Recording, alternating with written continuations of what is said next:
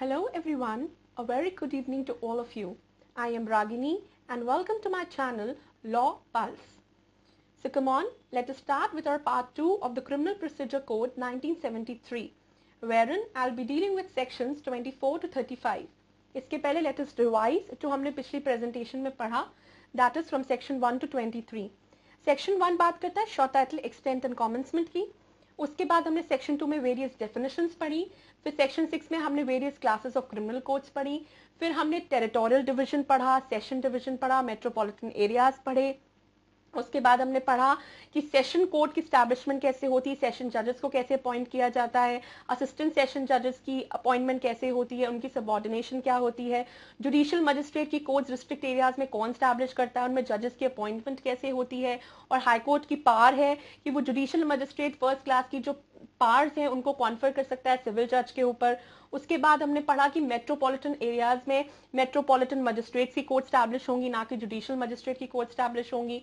उसके बाद हमने एग्जीक्यूटिव मजिस्ट्रेट के प्रावधान पढ़े सेक्शन 20 से 23, जिसमें हमने एक बहुत ही इंपॉर्टेंट प्रोविजन पढ़ा कि स्टेट गवर्नमेंट के पास पावर होती है कि वो एग्जीक्यूटिव मजिस्ट्रेट की पावर्स को कमिश्नर ऑफ पुलिस पे कॉन्फर कर सकती है, मतलब दे सकती है.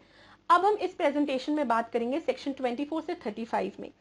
सेक्शन 24 से 25 ये डील करता है आपका प्रोसिक्यूटर्स के बारे में, और 26 से 35 डील करता है powers of criminal courts. So let us start with section 24. Section 24 बात करता है पब्लिक प्रोसिक्यूटर के बारे में. सेक्शन 25 बात करता है असिस्टेंट पब्लिक प्रोसिक्यूटर के बारे में. तो पब्लिक प्रोसिक्यूटर्स कौन होते हैं? Who is a public prosecutor? Public prosecutor council होते हैं स्टेट के, जो कि उन्हें क्रिमिनल ट्रायल्स में रिप्रेजेंट करते हैं. स्टेट के एडवोकेट्स होते हैं जो उन्हें क्रिमिनल ट्रायल्स में रिप्रेजेंट करते हैं, उन्हें हम कहते हैं पब्लिक प्रोसिक्यूटर. तो अगर हम हाई कोर्ट की बात करें तो हर एक हाई कोर्ट में सेंट्रल या स्टेट गवर्नमेंट उस पर्टिकुलर हाई कोर्ट से कंसल्टेशन के बाद एक पब्लिक प्रोसिक्यूटर को अपॉइंट कर सकती है और एक एडिशनल पब्लिक प्रोसिक्यूटर को भी अपॉइंट कर सकती है. अगर हम सेशंस की बात करें डिस्ट्रिक्ट एरिया में, तो वहां पर सबसे पहले डिस्ट्रिक्ट मैजिस्ट्रेट एक पैनल बनाते हैं with the consultation of session जज. सेशन जज की कंसल्टेशन लेने के बाद एक पैनल बनाते हैं डीएम, जिसमें वो उन लोगों का नाम मेंशन होता है जो कि फिट हैं to be appointed as public prosecutors. लेकिन अपॉइंटमेंट कौन करती है? अपॉइंटमेंट स्टेट गवर्नमेंट करती है. तो पहले स्टेट गवर्नमेंट काम करती है कि जो एक रेगुलर कैडर मेंटेन किया जाता है, हर एक स्टेट में एक कैडर मेंटेन किया जाता है, और उसमें आपके जितने भी प्रोसिक्यूटिंग ऑफिसर्स हैं उनका नाम होता है, who are fit to be appointed as public prosecutor. तो उस कैडर को पहले रेफर किया जाता है. अगर उसमें कोई ऐसा है who is fit to be appointed as a public prosecutor, तो स्टेट गवर्नमेंट पहले उस कैडर को रेफर करती है. अगर उसमें कोई ऐसा इंसान नहीं है तो वो उस पैनल को रेफर करती है, जो कि डिस्ट्रिक्ट मैजिस्ट्रेट प्रिपेयर करते हैं in consultation with the session जज. एलिजिबिलिटी क्या है आपके पब्लिक प्रोसिक्यूटर्स की? तो एलिजिबिलिटी उनकी है कि एटलीस्ट मतलब मिनिमम उनके पास 7 इयर्स की प्रैक्टिस होनी चाहिए एज एन एडवोकेट.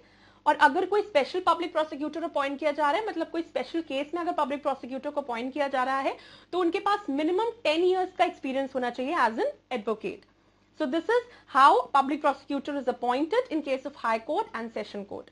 अब हम अगर मैजिस्ट्रेट कोर्ट्स की बात करें तो वहां पर पब्लिक प्रोसिक्यूटर्स को असिस्टेंट पब्लिक प्रोसिक्यूटर्स कहा जाता है, और वहां पर स्टेट गवर्नमेंट की ड्यूटी है, क्योंकि यहाँ पे शैल लिखा है, तो it is mandatory on part of the state government कि वो हर एक डिस्ट्रिक्ट में अपॉइंट कर सकती है एक या एक से ज्यादा असिस्टेंट पब्लिक प्रोसिक्यूटर को, जो कि प्रोसिक्यूशन को कंडक्ट करेंगे. और ये काम सेंट्रल गवर्नमेंट भी कर सकती है. किसी भी पुलिस ऑफिसर को असिस्टेंट पब्लिक प्रोसिक्यूटर नहीं अपॉइंट किया जाता है, लेकिन जनरल रूल तो यह है कि किसी पुलिस ऑफिसर को as an assistant public prosecutor नहीं अपॉइंट किया जाएगा. लेकिन जहां पर असिस्टेंट पब्लिक प्रोसिक्यूटर्स अवेलेबल नहीं है, तो उस केस में आपके जो डिस्ट्रिक्ट मैजिस्ट्रेट होते हैं वहां पर वो पुलिस ऑफिसर को अपॉइंट कर सकते हैं, लेकिन 2 कंडीशंस हैं. पहली कंडीशन है कि उन्होंने उस पर्टिकुलर केस की इन्वेस्टिगेशन में भाग ना लिया हो, और दूसरी चीज उनकी रैंक जो है वो इंस्पेक्टर की रैंक के ऊपर की हो. तभी पुलिस ऑफिसर को उस केस में अपॉइंट किया जा सकता है, और वो भी तब जब असिस्टेंट पब्लिक प्रोसिक्यूटर अवेलेबल ना हो. अदरवाइज किसी पुलिस ऑफिसर को अपॉइंट नहीं किया जा सकता as an assistant public prosecutor. So this is how the appointment of public prosecutor takes place in high court, sessions and magistrate court. अब section 25 ये बात करता है डायरेक्टोरेट ऑफ प्रोसिक्यूशन के बारे में. डायरेक्टोरेट ऑफ प्रोसिक्यूशन को स्टैब्लिश कर सकती है स्टेट गवर्नमेंट। इसमें आपके एक डायरेक्टर होंगे और एक या एक से ज्यादा डिप्यूटी डायरेक्टर्स हो सकते हैं। डायरेक्टर और डिप्यूटी डायरेक्टर की एलिजिबिलिटी क्या है? दोनों के पास एटलीस्ट मतलब मिनिमम 10 ईयर्स का एक्सपीरियंस होना चाहिए एज एन एडवोकेट, तभी they can be appointed as director and deputy director. दूसरी चीज, स्टेट गवर्नमेंट इनको अपॉइंट कैसे करेगी? डायरेक्टोरेट ऑफ प्रोसिक्यूशन तो स्टैब्लिश कर देगी, पर इनकी जो अपॉइंटमेंट है डायरेक्टर और डिप्यूटी डायरेक्टर की, उसकी अपॉइंटमेंट स्टेट गवर्नमेंट करती है in concurrence with the chief justice of that high court. ठीक है, तो दोनों की मतलब साथ में रजामंदी होनी चाहिए, तब उस पर्सन को अपॉइंट किया जाएगा एज अ डायरेक्टर एंड दूसरे को एज अ डिप्यूटी डायरेक्टर। इस पर्टिकुलर डायरेक्टोरेट ऑफ प्रोसिक्यूशन के जो हेड होते हैं वो डायरेक्टर होते हैं और डिप्यूटी डायरेक्टर डायरेक्टर के सबऑर्डिनेट होते हैं।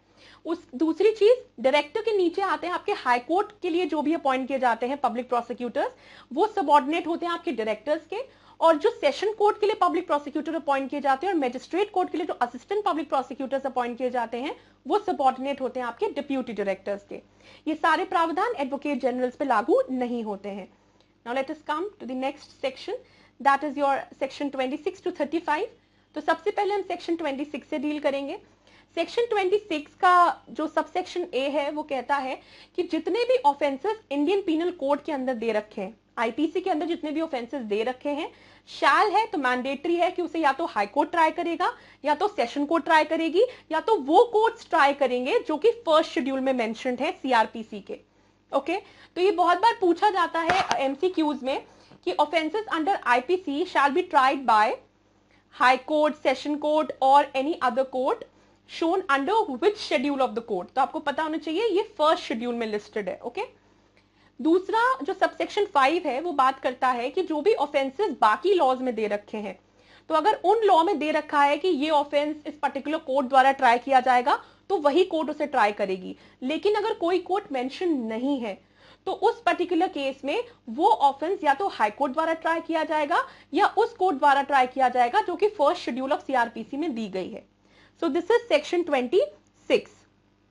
Now let us move to the next section, section 28। Section 28 आपकी जो बात करता है वो सेंटेंसेस की बात करता है कि हाई कोर्ट और सेशन कोर्ट कितना सेंटेंस पारित कर सकते हैं। तो according to section 28 high court कोई भी सेंटेंस पारित कर सकता है, सेशन कोर्ट भी कोई भी सेंटेंस पारित कर सकता है, लेकिन जो डेथ सेंटेंस होगा जब उसको वो पारित करेगा उसके बाद वो हाई कोर्ट को भेजेगा, जब हाई कोर्ट कंफर्म कर देगा तभी वो उसको एग्जीक्यूट कर पाएगा। तो any sentence but death sentence in confirmation with the high court. फिर असिस्टेंट सेशन जज 10 साल तक की सजा दे सकते हैं और फाइन की कोई लिमिट नहीं है, अनलिमिटेड फाइन लगा सकते हैं। Next section 29। सेक्शन 29 बात करता है कि मैजिस्ट्रेट्स कितना सेंटेंस पारित कर सकते हैं। तो अगर आप चीफ जुडिशियल मजिस्ट्रेट की बात करें यानी सीजेएम, तो ये 7 साल तक की सजा दे सकते हैं एंड फाइन की कोई लिमिट नहीं है, अनलिमिटेड फाइन है। जुडिशियल मजिस्ट्रेट फर्स्ट क्लास की अगर आप बात करें तो ये 3 साल तक की सजा दे सकते हैं एंड फाइन 10,000 रुपीज तक का। जुडिशियल मजिस्ट्रेट सेकंड क्लास ये 1 साल तक की सजा दे सकते हैं एंड 5,000 रुपए तक का फाइन दे सकते हैं। So these are the sentences which High Court, Session and Magistrate can pass. Let us move to the next section, that is section 30. Section 30 आपकी बात करता है sentence of imprisonment in default of fine. मतलब कि अगर किसी के ऊपर फाइन की सजा लगी है, अगर उसने फाइन पे नहीं किया तो उसको इन डिफॉल्ट इम्प्रिजनमेंट की सजा दी जाएगी। अब वो सजा दी जाएगी तो कितनी दी जाएगी? तो इसमें यह बोला गया है कि जो भी मैजिस्ट्रेट पारित कर रहा है किसी भी ऑफेंस की सजा, ठीक है, तो जो इन डिफॉल्ट सजा वो देगा फाइन की, वो उसकी पार के एक्सेस में नहीं होनी चाहिए। मतलब अगर सीजेएम पारित कर रहा है कोई सेंटेंस तो सीजेएम कितनी सजा दे सकता है? 7 साल तक की सजा दे सकता है। तो इन डिफॉल्ट ऑफ फाइन अगर वो कोई सजा देगा तो वो 7 साल से ज्यादा नहीं होनी चाहिए। दूसरी चीज, जिस भी ऑफेंस के रिस्पेक्ट में फाइन लगाया गया है और उस फाइन के केस में आपने डिफॉल्ट किया है, तो जो ऑफेंस के रिस्पेक्ट में लगाया गया है उस ऑफेंस की जो मैक्सिमम पनिशमेंट है उसकी 1/4 से ज्यादा आपको सजा नहीं दी जाएगी इन डिफॉल्ट ऑफ फाइन। जैसे for example if I explain you, अगर मान लीजिए कोई ऑफेंस है जिसमें मैक्सिमम इम्प्रिजनमेंट दे रखी है 4 साल की और फाइन और बोथ, ये उसमें पनिशमेंट दे रखी है, ठीक है। अगर आप आईपीसी की बात करो तो इन डिफॉल्ट ऑफ फाइन उसको कितनी सजा मिल सकती है, कितनी मिल सकती है, 1/4 of the maximum punishment of the substantive offence. तो इस ऑफेंस में मैक्सिमम सजा 4 साल की है। तो अकॉर्डिंग टू आईपीसी या अकॉर्डिंग टू सीआरपीसी भी आप कह सकते हैं, उसे इन डिफॉल्ट में उस 4 साल का 1/4 मिलेगा, मतलब उसे 1 साल की सजा इन डिफॉल्ट ऑफ फाइन मिल सकती है। लेकिन एंड लगा हुआ है तो दोनों प्रोविजन का कंप्लाई होना जरूरी है, ये नहीं कि केवल एक प्रोविजन कंप्लाई हो जाए। अब सेकंड वाला तो कंप्लाई हो गया, दूसरी चीज लिखा है not in excess of power of the magistrate. अब मान लीजिए जुडिशियल मजिस्ट्रेट फर्स्ट क्लास वो ऑफेंस को ट्राई कर रहे हैं, तो जुडिशियल मजिस्ट्रेट फर्स्ट क्लास कितनी सजा दे सकते हैं, 3 साल की सजा दे सकते हैं। कितनी दे सकते हैं, 3 साल की सजा दे सकते हैं। तो the maximum period for which A may be imprisoned for non-payment of fine cannot exceed 9 months। ठीक है, तो वो 1/4 of the 3 years से ज्यादा एक्सटेंड नहीं कर सकता, which is the maximum punishment that can be awarded by the first class magistrate। ठीक है, I hope you've understood। Next, section 31। Section 31 बात करता है sentence in cases of conviction of several offences. अब मान लीजिए कोई मैजिस्ट्रेट है, वो किसी अक्यूज्ड को दंडित कर रहे हैं, कन्विक्ट कर रहे हैं एक ही ट्रायल में एक से ज्यादा ऑफेंसेस के लिए, तो उसमें क्या होगा। तो एक तो 2 तरीके से सेंटेंस पारित किया जा सकता है, एक होता है कॉन्सिक्यूटिव सेंटेंस देना और दूसरा होता है आपका कॉन्क्यूरेंट सेंटेंस देना। कॉन्सिक्यूटिव सेंटेंस का मतलब होता है कि आपको एक के बाद वन आफ्टर द अदर आपको वो पर्टिकुलर सेंटेंस सफर करना है। मान लीजिए कोई ऑफेंस आपने किया, 2-3 ऑफेंस किए, किसी में आपको 2 साल की सजा मिली, किसी में 3 साल की, किसी में 4 साल की। तो पहले आप 2 साल की पूरी करेंगे, फिर 3 साल की शुरू होगी, फिर जब वो खत्म होगी फिर 4 साल की शुरू होगी। तो एक के बाद एक को हम कहते हैं कॉन्सिक्यूटिव सेंटेंसेस रन कर रहे हैं। दूसरा तरीका होता है कॉन्क्यूरेंटली रन करना। कॉन्क्यूरेंटली मतलब वो एक साथ चलेंगी। मान लीजिए आपको एक ऑफेंस में कन्विक्ट किया गया 2 साल के लिए, दूसरे ऑफेंस में कन्विक्ट किया गया 3 साल के लिए, तो ये जो 2 साल है, जो लेसर पनिशमेंट होती है, वो बड़ी पनिशमेंट में मर्ज हो जाती है। मतलब इन टोटल आपको 3 साल की सजा अपनी भुगतनी है in case of concurrent sentences. So this is how the sentences take place. अब जब तक मैजिस्ट्रेट खुद सजेस्ट नहीं करते या कोर्ट जब तक नहीं बताता, तब तक पनिशमेंट जो है वो आपकी कॉन्सिक्यूटिवली चलती हैं, मतलब एक के बाद एक चलेंगी। अगर कोर्ट स्पेसिफिकली मेंशन कर दे तो वो कॉन्क्यूरेंटली भी चल सकती है, अगर कुछ भी मेंशन नहीं किया तो कैसे चलेंगी, कॉन्सिक्यूटिवली चलेंगी। अब कॉन्सिक्यूटिव सेंटेंस की अगर हम बात करें तो वहां पे एग्रीगेट बनता है, मतलब जैसे एक ऑफेंस में आपको 2 साल की सजा मिली, दूसरे में 3 साल की, तीसरे में आपको 4 साल की सजा मिली, तो 3 + 2 = 5 एंड 5 + 4 = 9। तो एग्रीगेट कितना बना, 9 ईयर्स का बना। तो कॉन्सिक्यूटिव सेंटेंस में उन्होंने बोला है कि आप 14 साल से ज्यादा किसी को कन्विक्ट नहीं कर सकते, और दूसरी चीज आपको जितनी सजा देने की पावर है उसके 2 गुना से ज्यादा नहीं दे सकते। तो अगर हम असिस्टेंट सेशन जज की बात करें तो असिस्टेंट सेशन जज कितने साल तक की सजा दे सकते हैं, 10 साल तक की सजा दे सकते हैं।